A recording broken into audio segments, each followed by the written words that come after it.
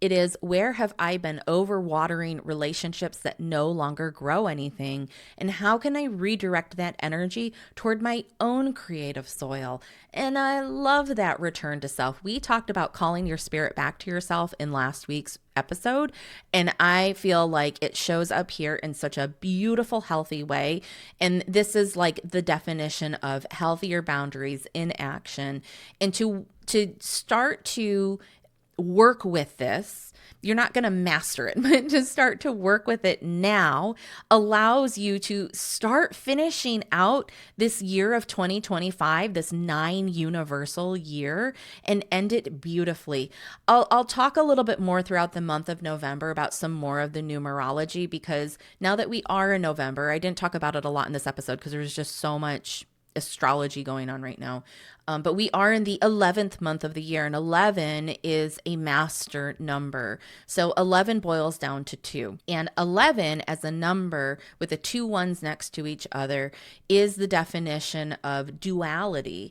And so when you have an 11/2, which is what this month is, you're talking about a master number month. And we get it every year, y'all. Happens every November. So it's not like, news, right?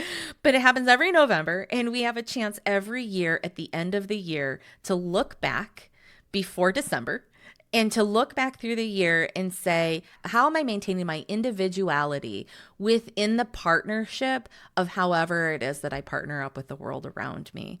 So you can look at that on a smaller level, like yourself with, say, a business partner, or yourself with, say, a collaborator that you work with, or yourself with something larger on a more macro level, like yourself with your whole audience and how you talk with them, and yourself with, a whole community. And so you're already getting that energy in the month of November, and it's really beautiful. We'll talk about it more as we go through, but this is a lot of information for like 1 week of reading. I'm not going to say that it's going to be any less info in the coming weeks.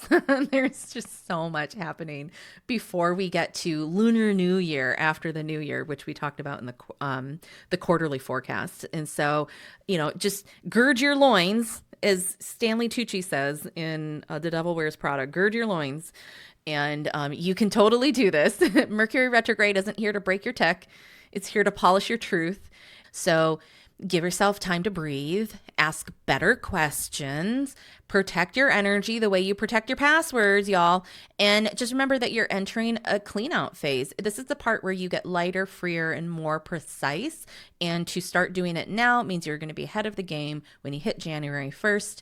And the next week, we'll move deeper into the retrograde, and we'll start seeing what rebuilds itself after the dust clears. I feel like there's going to be a little bit of a shakeup this week, and so we'll see where the dust clears.